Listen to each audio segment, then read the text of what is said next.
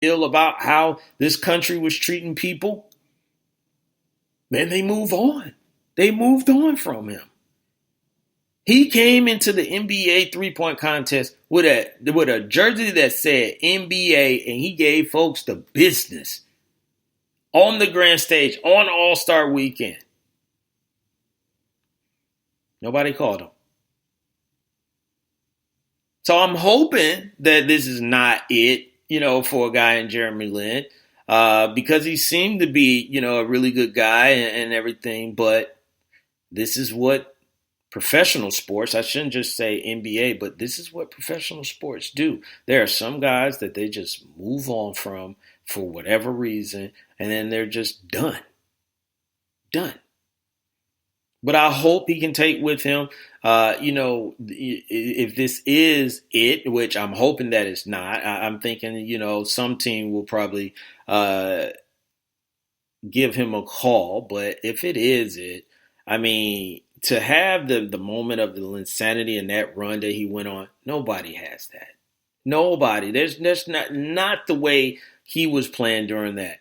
And then you got a deal to play with Houston. You ran around and, some of the other teams. I know it probably wasn't everything that you wanted to be. And you ended up with an NBA championship and on the roster with an NBA championship team. So a lot of times things don't work out, the way that we want them to work out. But we got to think about the good things, the positive things that came from it. But yeah, they might have moved on from Jeremy Lin. And we're going to move on from Jeremy Lin as well, because we're going to go to another break.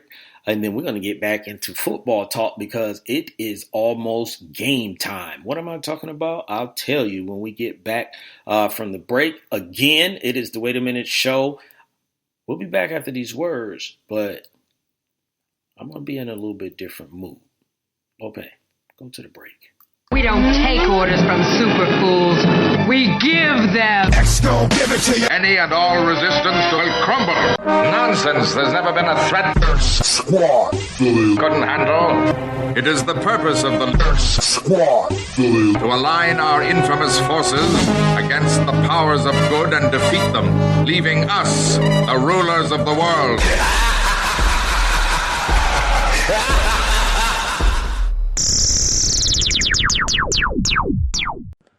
We all hate when we have unexpected car problems. Well, I'm here to tell you about a viable solution. Bay 11 Auto and my man Melvin. You have emission problems? Brakes need changing? Transmission slipping? Is your car just driving sluggish? No problem is too big. I live on the other side of town and I drive over an hour to a guy that I trust. Melvin is honest, dependable, and definitely not in the business to break your pockets. Come see the official mechanic, Melvin, at Bay 11 Auto. You will be glad you did. You can reach him at 1455 General Arts Road, Conyers, Georgia, or 404-295-5715. That's 404-295-5715. All music artists, lend me your ear. Looking for that hot beat to make your next hit? Go to FaroJaroMusic.com. Tired of paying for overpriced studio time for mediocre beats? Go to FaroJaroMusic.com. FaroJaroMusic.com offers industry-quality hip-hop, trap, R&B, and pop beats that will take your creativity to the next level. We know it's hard to find dope beats out there, so don't waste any more time searching YouTube or whack beat-selling websites. Go to FaroJaroMusic.com today to cop the beat for your next hit.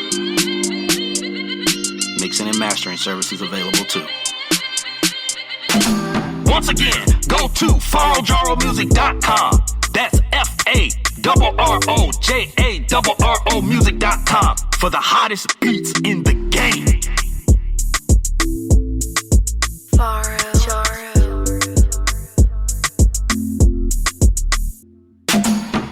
Yo, what's good? This is Trey Frazier on Phil Styles. This is the Barbershop Sports Talk Podcast. Make sure y'all tune in to us every Tuesday night, 7 o'clock to 9 o'clock p.m. Eastern Time. Squad Network, the future of radio.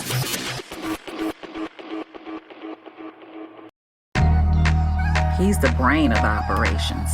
I'm telling you right now, book it. And him, he's along for the ride. But together, they bring you sports like you've never heard before.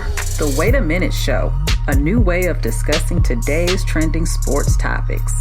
And now, back to the show with your host, Jolani J.B. Bodie.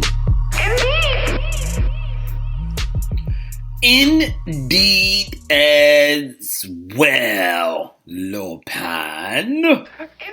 Yeah. So, ladies and gentlemen, we're back from the break, and we are talking sports. Don't forget, real quick, TDSS5, October 18th, 19th, and 20th. Get down here in the ATL just to hang out and have a good time. That's all that needs to be said. Also, this week, if you're in the ATL, X-Squad Day, August 3rd and 4th, Ingram Manor. Go to xsquadaffiliates.com for more information, but there's going to be a spades tournament going on. So if you are still trying to get into that spades tournament, you might want to hurry up. Lopan, I think you're pretty good at spades, right? Indeed. Yeah, okay. Yeah, I've never seen you play, but I guess I'll have to take your word for it until I, see anything different. Indeed. Something telling me not to trust you. But regardless, we're going to move on. And tomorrow, ladies and gentlemen, tomorrow on Thursday, we get our first whiff of actual NFL football. So the Hall of Fame game will be going on. It will be the Atlanta Falcons taking on the Denver Broncos. And you know what? I just realized that this just so happened to line up like this. I didn't even do this on purpose. I covered the NFC South, and I'm going to cover the AFC West. Who's in the NFC South? The Atlanta Falcons. Who's in the AFC West? The Denver Broncos. Wow. I think Lopan did that on purpose. Indeed. Yeah, so that game is going on tomorrow.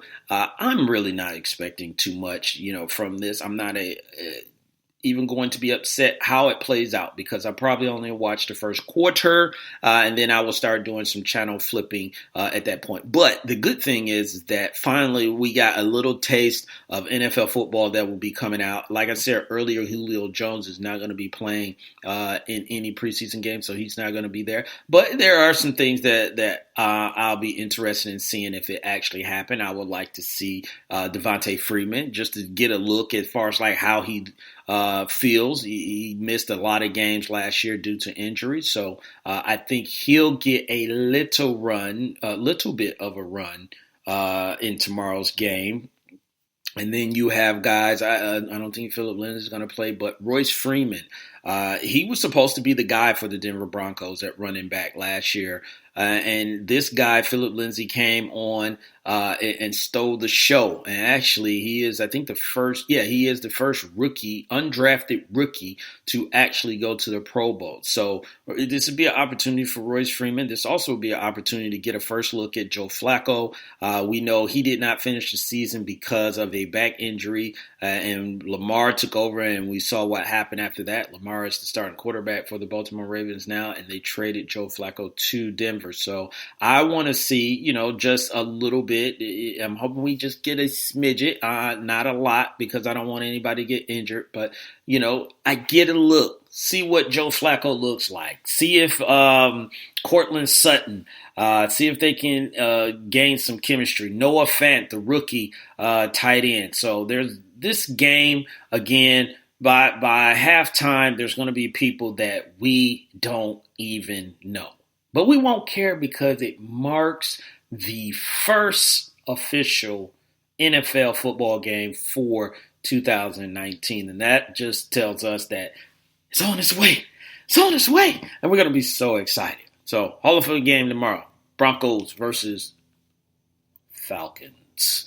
Now, let's move on from that and let's get into the AFC West. So, I was talking about, the Denver Broncos just earlier, so I touched base on them as far as like what I wanted to see in the preseason.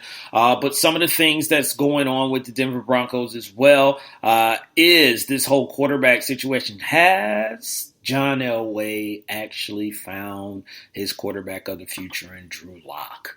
I think that Drew will probably not, as long as Joe stays healthy, I don't think Drew Lock is going to play at all this season. You got a new coach in Vic Fangio as well. He's going to be there to try to get this defense back to being the monster that it was a few years back. You got Von Miller. Chris Harris got his deal, so he didn't go anywhere. Aqib Talib is there. Bradley Chubb. So for me, I think this team is going to be defensive heavy. They will. I don't know if Philip Lindsay, the running game can reproduce what they had last year. I mean, if they do, it's great, but I just don't know if they're going to be able to do it. And Emmanuel Sanders has not fully recovered. They're expecting him to be back sometime this season. Earlier part of the season, I think, is what they're really looking at, but that remains to be seen. So there's going to be some struggles there. What I think John Elway is really looking from this team is the direction. What is the direction that this team is going? And if that direction is upward, then I think he will be all right, because he's made multiple moves at the quarterback position because he's trying to find the right quarterback. And I think he's thinking he got it on his bench. It's just Drew Lock needs a little bit more time to get NFL ready. And then when he does, he'll be ready to hand it off. Or they'll be ready to hand off the reins to a guy in Drew Lock. So the continued building stage for this defense will be really, really good. I think offense will not be as great.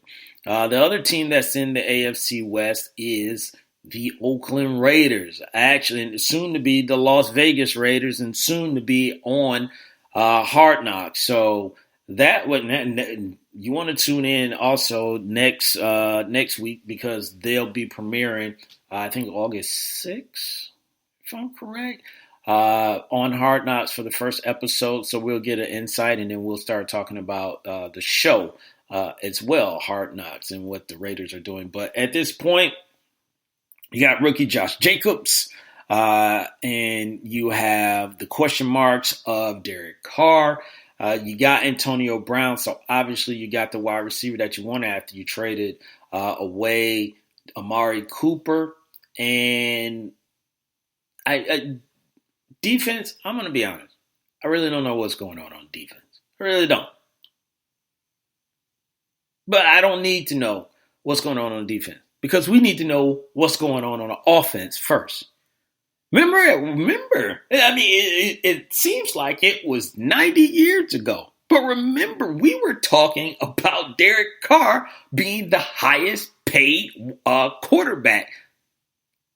And of course, that's been eclipsed multiple times at this point. So he doesn't have that pressure on him, but he does have the pressure on is that they are paying him a lot of money, and they have not been getting the offensive production that they have wanted out of him. And he's had that glimmer where he had that he was on a Super Bowl, MVP level performance before the injury, and ever since that injury, it's been some type of struggle. So I want to see really where Derek Carr is coming back into this season. How is he going to mesh with a guy like Antonio Brown? If the ball doesn't come to him, is there going to be a problem? Can Derek Carr feed Antonio Brown as much as he wants to be fed? Because he may not. And Derek Carr, he is not a Ben Roethlisberger.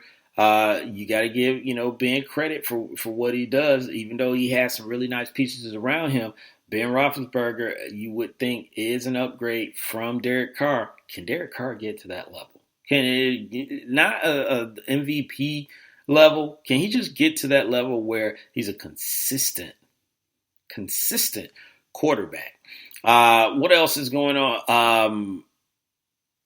No one's going to, miss Amari at this point, but I will touch, and the reason I'm going to say that is because Antonio Brown is there. So they're thinking that Antonio Brown's going to give them, if not more, than what Amari gave them. But like I said, I don't know anything else on, going on defense. I want to see what this, defense can do. Can John Gruden pull this team together to really be competitive after you trade a guy away in Khalil Mack. And we're still waiting because, they used their draft picks that they had from the Khalil Mack and the Amari